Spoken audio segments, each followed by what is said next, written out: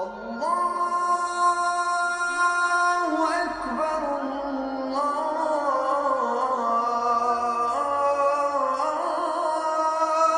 أكبر. Bismillah ar-Rahman ar-Rahim. Assalamu alaikum wa rahmatullahi wa barakatuh. Que la paix soit sur vous. Nous rencontrons sur notre route l'un des plus grands messagers. Paix et bénédiction de Dieu soit sur lui.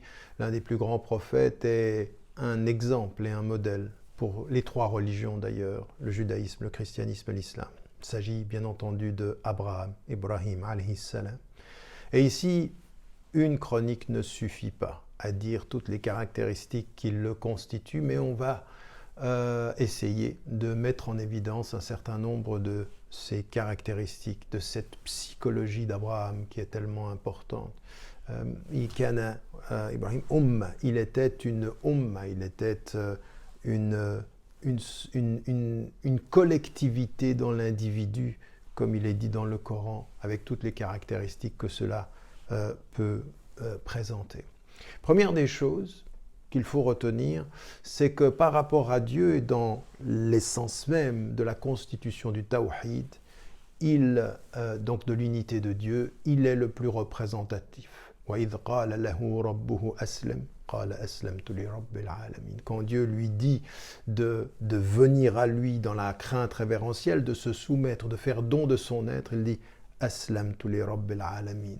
Je donne mon être dans la paix du Seigneur, dans la révérence et dans l'amour du Seigneur, qui est l'expression de ce point de vue de sa grandeur, de son don et du don de soi. Et puis, en même temps qu'il est dans le don de soi, il reçoit aussi de la part de Dieu une promesse. Quand il est dit dans le Coran « Inni ja'iluka linnasi imama, qala wa min dhurriyyati » Dieu lui dit « Je vais te faire de toi pour les hommes un imam ». Un imam, ça veut dire un guide, un modèle. Et regardez la première réaction de l'homme.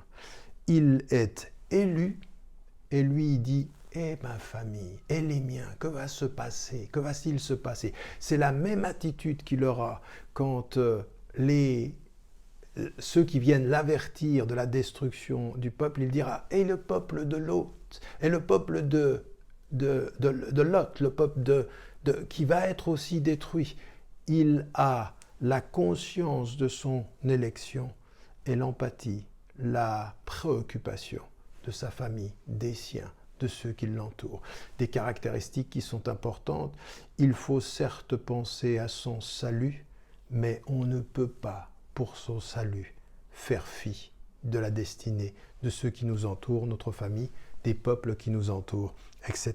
Donc, avec ceci, il est dans le réconfort. C'est vrai pour ses enfants, c'est même vrai aussi pour son père, puisqu'il est le seul qui a eu dans son parcours, parce qu'il lui a fait la promesse, nous dit le Coran, de prier pour son père, ses enfants, et puis les peuples qui l'entourent. Donc, confiance, don de soi, altruisme, et puis, à des moments donnés, des choses qui sont tout à fait particulières. Les choses qui sont particulières, c'est quand وَإِذْ قَالَ إِبْرَاهِيمُ لِرَبِّهِ رَبِّ أَرِنِي كَيْفَ تُحْيِي الْمَوْتَى. Quand Abraham dit à Dieu, « Ô Dieu, montre-moi comment tu ressuscites les morts. » قَالَ أَوَلَمْ تُؤْمِنْ. Dieu lui dit, « Mais est-ce que tu ne crois pas ?» قَالَ بَلَى وَلَكِنْ لِيَطْمَئِنَّ قَلْبِي. Certes oui, je crois, mais c'est pour que mon cœur s'apaise.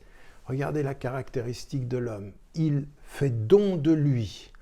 Il se préoccupe des autres et à des moments donnés, il a besoin d'être reconforté. Non pas parce qu'il ne croit pas, mais parce qu'il est important que son cœur s'apaise. Il a besoin de signes. De la même façon que vous avez cette histoire où il voit les étoiles, où il voit la lune, où il voit le soleil. Alors les savants ne sont pas d'accord. Est-ce qu'en fait, il se moque de son peuple en montrant comment il va vers Dieu en dépassant les lumières qui sont éphémères, ou est-ce qu'effectivement c'est son chemin spirituel?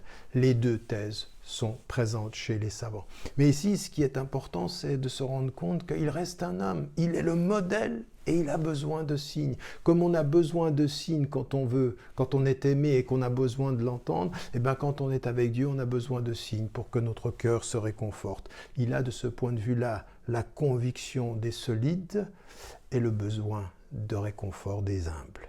Il est dans cette double caractéristique et c'est pour ça qu'il est notre modèle. Mais aussi, avec ceci, avec ce besoin de réconfort, eh bien, il se trouve en face de son peuple, ils veulent le lapider, ils veulent le brûler et il résiste avec ceci dans la particularité de ne jamais faire faux bond, de ne jamais trahir ses convictions. Donc en même temps un courage comme ceci.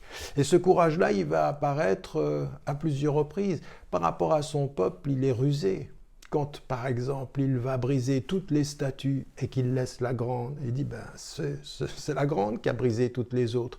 Il les renvoie dans une rationalité, dans un raisonnement profond. Il a la foi profonde et la raison énergique. Il est dans cette particularité-là. Et ça veut dire que c'est pas parce qu'on a une foi profonde que ça justifie de ne pas penser. Et c'est pas parce qu'on pense bien qu'on croit juste. Il faut toujours l'équilibre. C'est aussi ça la voie médiane, la pensée profonde et le cœur qui va. Et de la même façon, il aura par rapport à Nemrod cette même attitude quand il l'interpelle. Alam tara ila alladhi hajja Ibrahim fi rabbihi an atahu Allahu al-mulk. N'as-tu pas vu celui qui argumente avec Abraham? Il dit c'est moi qui donne la vie et la mort. Lui il dit c'est Dieu qui donne. Non, il dit c'est moi. Il dit mais non, c'est pas toi. Alors il entre dans un argument et au bout du compte, ce qu'il lui dit et qui est particulièrement important ici, c'est de dire eh bien viens avec le soleil depuis l'Occident, puisque tu es si fort. Et il confond son interlocuteur, mettant en évidence ici une dimension particulièrement importante de celui qui utilise sa raison, qui est prêt, avec la foi profonde, d'écouter son interlocuteur. Et puis, dernière chose qui va être particulièrement saisissante dans sa vie, puisque c'est ce qui détermine le sacrifice d'Abraham, c'est avec son fils Ismaël. Quand il lui dit Inni ara fil manami anni adbahuk, j'ai eu un rêve et je te sacrifiais. Et donc sa confiance, voyez, il réfléchit. Il peut douter, il a besoin de réconfort, il a besoin de signes, mais dans l'amour qu'il a pour Dieu, il est prêt à sacrifier par amour celui qu'il a tant attendu comme père pour prouver à Dieu son amour. Et on revient au début, Aslamtu li Rabbil Alamin. J'ai fait don de moi à Dieu. Donc le don de soi à Dieu n'efface pas les caractéristiques, mais il les pondère, il nous permet de trouver un équilibre. Et s'il y a un exemple dans le Coran qui nous permet de le vivre et de le suivre, c'est celui de Abraham, alayhi salam. N'oubliez pas, n'oubliez jamais de dire à ceux que vous aimez que vous les aimez. La vie est fragile. Allah